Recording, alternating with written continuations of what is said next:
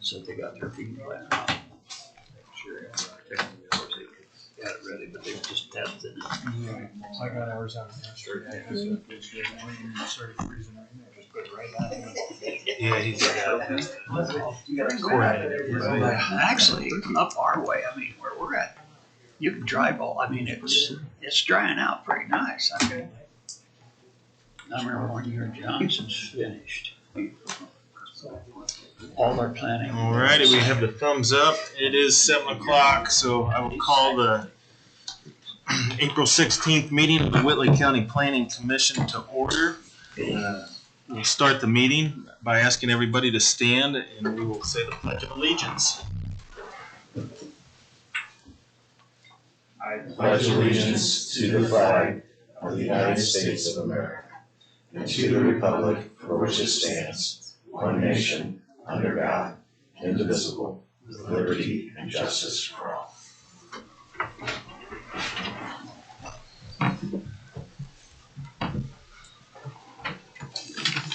Brent, may we have the roll call for members, please? Absolutely. Travis Baker. Here. Chad Banks. Here. Dane Drew. Here. Brent Emmerich. Here. Jack Green. Here. Thor Hodges. Here. Mark Johnson.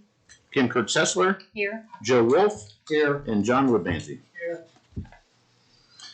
Thank you. Next item is the previous meeting's minutes, and we'll remember that we did not have a March meeting due to lack of an agenda, so our last meeting was February 19th. Motion to accept the minutes as presented. Second. Do we have a motion and a second? I'll ask for a roll call vote, please. Travis Baker. Abstain. Chad Banks. Yes. Dane Drew. Aye. Jack Green. Aye. Thor Hodges. Yes. Mark Johnson. Kim Kurtzessler. Yes. Joe Wolf. Aye. Brent Emmerich. Yes. The next item is oath to witnesses. We do ask that anyone addressing the Planning Commission tonight is sworn in, and I will let our county attorney handle that process. If you on speaking, thank you. Please stand. And raise your right hand. Do you swear or affirm that any statement you make tonight will be true? So say I do. Thank you.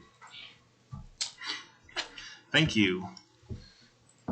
Seeing no old business, we will move right into new business. The only item tonight is 25W Subdivision 4. Cynthia Thompson, Classic Acres, and this was continued from the March meeting by administrative request. I'll ask for a staff report, please, Nathan. Thank you, Mr. President. Going to the slides here for you. This is a one-lot subdivision plat to be called Classic Acres, located on North Sheldon Road in Smith Township, zoned AG agricultural. It is for a home site. It does not include right-of-way because right-of-way was previously dedicated for Sheldon Road with the construction of Sheldon Road, actually, many years ago. Platting is due to previous splits from the parent 1979 parcel. This would be, assuming it gets recorded, would be the second platted lot from the 2018 parcel, so no rezoning from the AG agricultural zoning is required. As noted in the staff report, in the written staff report, we did approve a primary plat for another platted lot off of Anderson Road back in 2024 that is also from the same parent tract. So if it does go before this one gets recorded, which is not the expectation, then it would trigger the need for rezoning for this one. If this one goes first and that one actually does go forward, it would need to be rezoned. However, it's my understanding that that plat from 2024, while it was primary approved, it's not being moved forward. The deal fell through and the parties are no longer interested in pursuing that. So a bit of a unique situation with that, warranting a bit more explanation. As you can see there on the table, the zoning code minimums are met. Going to the reference slides here, outlined in blue is the parent tract. The Proposed location of the plat is just south of Polly Acres on Sheldon Road, so in this vicinity. I'll show it overlay in a second. Anderson Road goes here, and this is Sheldon Road here. Arrowhead Ridge is under development up here. It's getting closer and closer to being done with its first phase. Closer view for reference. The proposed plat, not quite rectangular, but pretty close. Overlay here for reference, as mentioned, it is just south of Polly Acres and lines up with them. You may recall from that approval, we did have some comments from neighbors across Sheldon Road regarding drainage. They also gave us some comments during this process as well as the reviewing agencies. And this drainage was the primary reason that this was continued from last month. As proposed, the drainage situation needed more work. And so the petitioner has gotten with the county engineer, the highway department, the health department, and myself, primarily the health department and the county engineer though, to address the drainage concerns. So what's on the slide is a summary of what's written in the staff report. The biggest issue is that a on-site septic system would need a perimeter drain tile in order to lower the water table, which is relatively high. The overall area is also flat. Doing so winds up meaning that that drain tile has an outfall. That outfall produces additional runoff. That runoff needs to go somewhere. As agreed upon, if a septic system is used, and right now that looks like that's the way the petitioner is going to go, it will require some sort of drainage detention plan that is approved both by the county engineer, primarily the county engineer, and the county health department. If they use a sanitary sewer connection up to the north along Sheldon Road, which again is not the plan, but is still an option, then detention would not necessarily be necessary, but still some sort of overall plan in order to effectively handle the drainage on this site and from this site would still need to be figured out. Which yields the proposed conditions to that effect. Condition 1A would be in effect if it is connected to sewer. 1B would be if a septic system is used, and those state what I just stated. And then the other proposed condition is that secondary plat approval be delegated to staff. This is still a minor plat, although it does have a bit more, a few more issues than we typically see with minor plats. So with that, anyone have any questions for me? Nathan, down by Crescent, are those houses septic or sewer? I believe everything south of Horseshoe Bay is on septic. Okay. The Conservancy District has had some issues with being able to serve outside of their previously defined territory, including going down that far. Thank you. Mm-hmm. Any other questions for Nathan? I don't think so. Thank you. I'll open up the podium now for the petitioner, or if there's a representative of the petitioner, you may come explain your project to the Planning Commission. The only thing I'll ask is that you state your name and address before you get started. Yeah. That's going to cost you. It'll make a lot more sense than I will. Joe Pleat, J&K Signature Homes, 4848 South, 500 East, Cherubusco. Well, I guess before we get started, my biggest concern, and we talked to Brent and a few of the guys about this, the water issue and the drainage issue crosses Sheldon Road through a 12-inch culvert that the highway, I assume, put in, and I would assume size the culvert to take the farm water that's been there for the last 100 years. What we have now is a culvert that somebody's crushed to only leave a 5-inch hole, which is causing puddling or ponding on, possibly Doug and Cindy's property there. So I got a phone call from Scott Wagner, and I believe someone from the highway department was with him, and they noticed the puddling, which kind of rose the question of whether we have drainage issues there. My clients are willing to put a retention pond in and do some things on their dime, but who's going to do the calculations to tell us if the culvert was opened and working correctly, do we have a drainage problem? Because if you go out there after a significant rain, which we did, and I took my excavator from Fort Wayne out there, and he shot elevations, we have a 1,600, you can see in the cornfield as the water raises where the edge of it is. Because the water, it pushes the corn stalks out. It's a 1,600 square foot area with a total depth of 5 inches. That's how much water was sitting there after a 2-inch rain, running through a 5-inch culvert instead of a 12-inch culvert. There's no way to put the perimeter tile of the septic system at the depths that Scott needs, which is 36 inches towards the rear of the property, to flow it out and have 2.5 inches per 100 foot of fall. We have to go to that culvert. That's the only discharge location. You can't put a retention pond in because you'll be backing water up the culvert. But what we could do, if fixing the culvert is not a viable option, the Thompsons could put a retention pond in, collect all the water from the house, the driveway, surrounding area.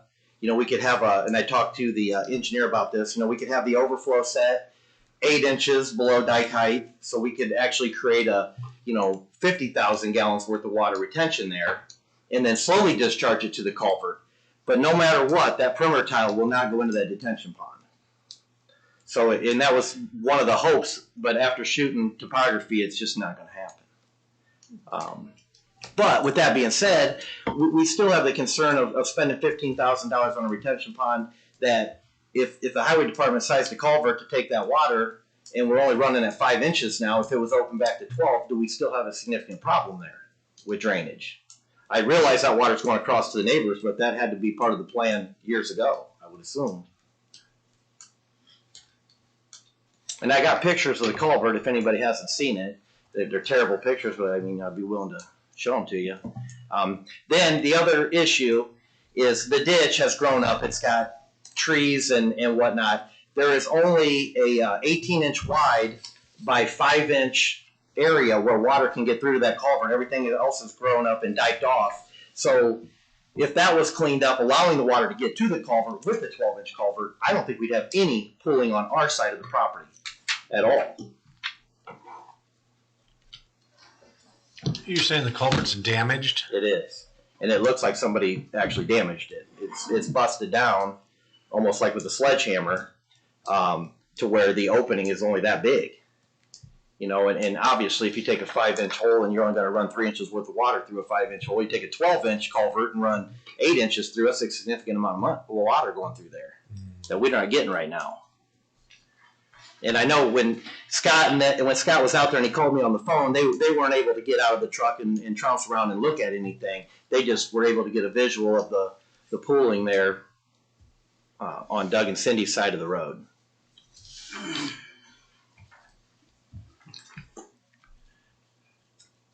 I can add something if you would like me to. This has been an ongoing problem with the neighbor across the road. He has put sandbags in that culvert. I thought something like that. As you said, it looked like the culvert is smashed.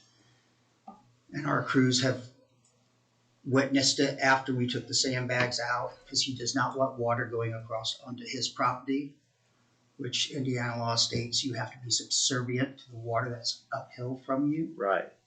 And I don't know how you're going to have to get with him. So, because he's the one that's causing the problems. So and as far as I know, our department has talked to him. I am not in a position. I am a worker there. Right. But I have seen it, and that when I've been up there helping the gentleman that takes care of that area patch. Right. So. Well, and I think it'll go a long way with having somebody living on the property to keep an eye on some of that stuff, obviously. But I guess it still goes back to, and there's several ways to try to fix the problem. Ultimately, we know the perimeter tile of that septic system has to go to that culvert. That's the lowest point, the only point we can get enough fall for Scott to approve the septic system.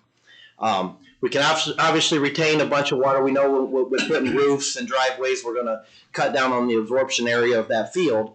We could, obviously put some kind of retention pond in there.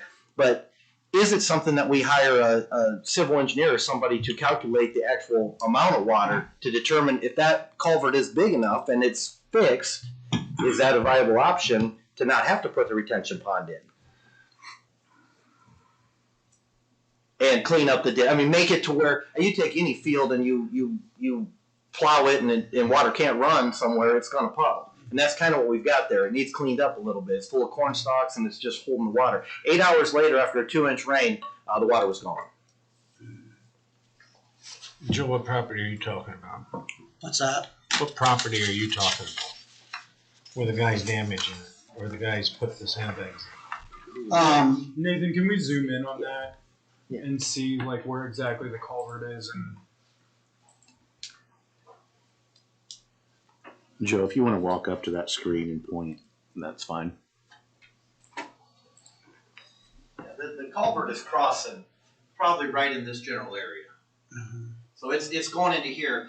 And I'm sure before Sheldon Road was constructed, all this water shed through here probably ended up in Blue Lake. I'm not sure, but it all gathers, as well as the new construction home here. Their perimeter tile is running down through here and going to discharge at this culvert as well. But this, you can see by the topography that this water comes rushing through here pretty good, all collecting in this area. There's a little bit here that flows in. We'll be constructing our home in this general area, and the only way for us to retain water would be up here up front, change in elevation, but we could collect a lot of their water. So we're not adding. I think we can offset whatever amount of water that we feel the septic is flowing to there by catching it there. We just can't catch the septic water from the perimeter tile. Mm-hmm. If I may add to that, my name is Cindy Thompson, 4150 North Sheldon Road. The house that's there in the purple area across the street, I believe that's the gentleman that may be having the issue with it. Tartagulas live this way of that. They own the woods that's flooded. There's a tile that's been uplifted and they're fully aware of it, and it's broke because of some tree roots that's lifted it. She just spoke to my husband yesterday and said that their trees are starting to die off and they're going to get that fixed. That's what's pooling the water, is because of the tile that's broken across the street from Tartagulas. And Tartagulas is the ones that own that woods. And I understand some of the water probably does, stand in his property also, but most of that water is standing in Tartagulas.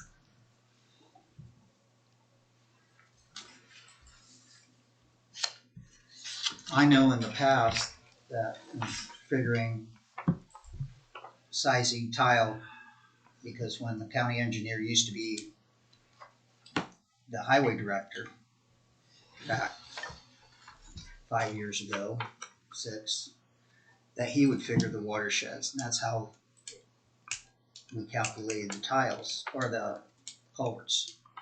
It was by the watershed that came through there. So that's the way it was done in the past.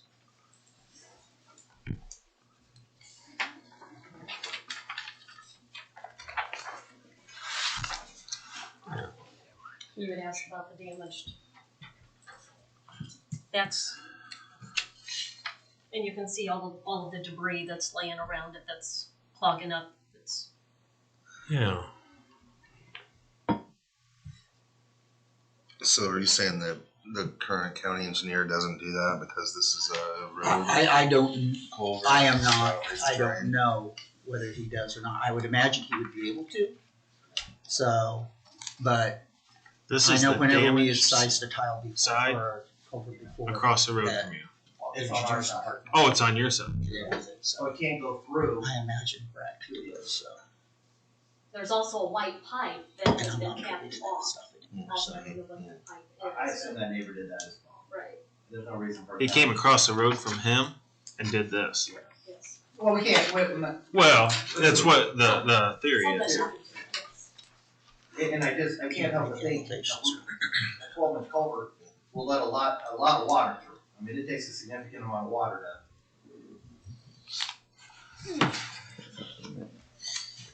And by us putting in a retention pond, it should help the neighbors and.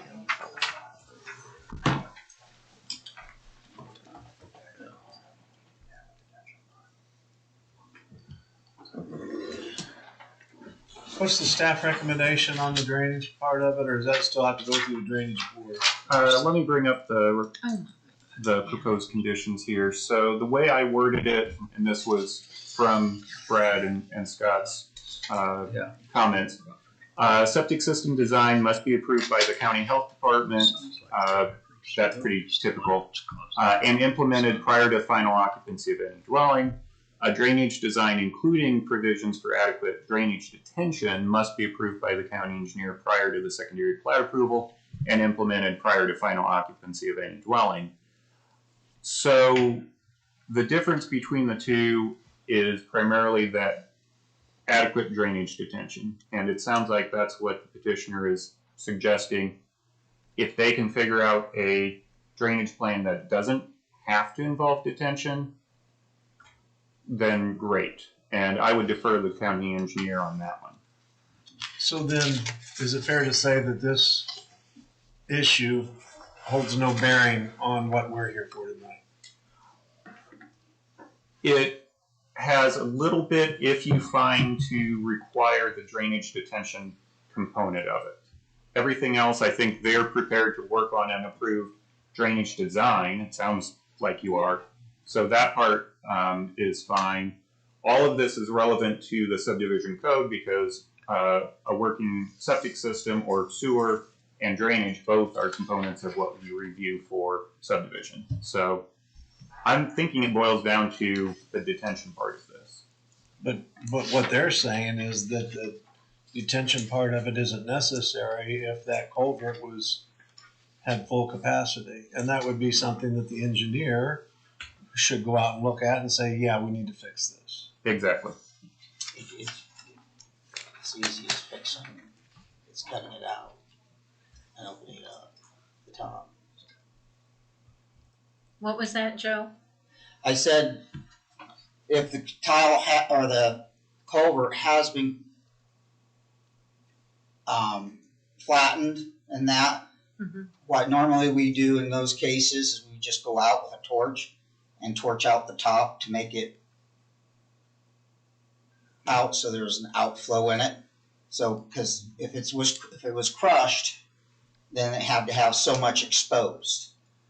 But I mean, if these allegations, I don't want to get too deep into it, may be true, then I think it would warrant a full inspection by the engineer to make sure there hasn't been anything else done to it that would have compromised it. That would be pretty. And not just going out and cutting the end off. Yeah, that would be.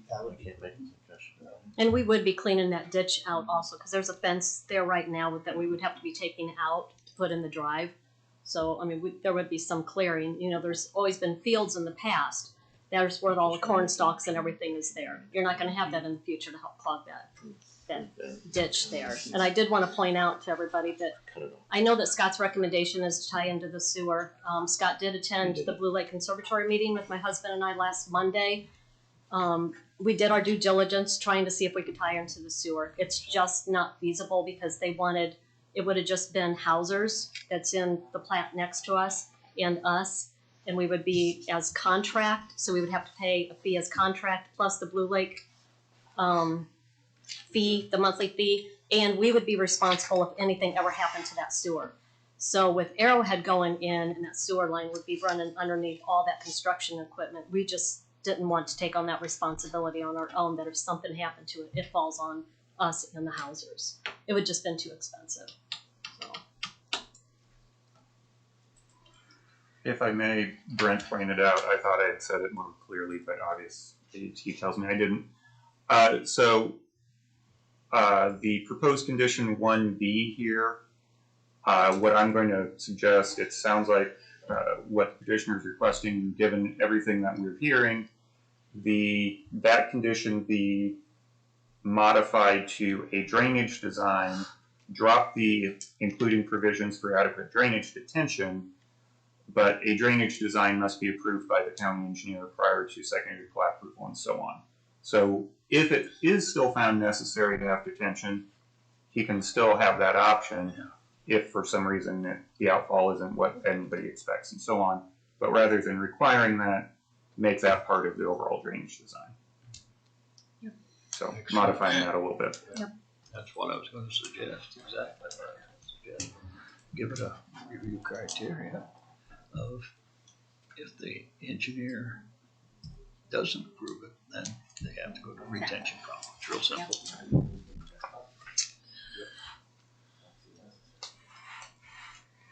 Any other questions for the petitioner? Okay, I will open a public hearing for anyone in the public to come to the podium and speak for or against this petition. Do not see anyone here to speak for or against it, so I will close the public hearing and turn the floor back over to the Planning Commission members. I make a motion to approve with Nathan's recommendations and his suggested correction to the drainage portion of it. I'd second that one. We do have a motion and a second. Is there any further discussion? All right. Brent, may we go to a roll call vote, please? Yes, sir. Joe Wolf, Aye. Tim Chesler, Aye. Mark Johnson, Thor Hodges, Yes. Jack Green, Yes. Dane Drew, Aye. Chad Banks, Yes. Travis Baker, Yes. Brent Emery. Yes. Motion passes unanimously. On to other business. I do not see any other business. Does staff or any members have any reports?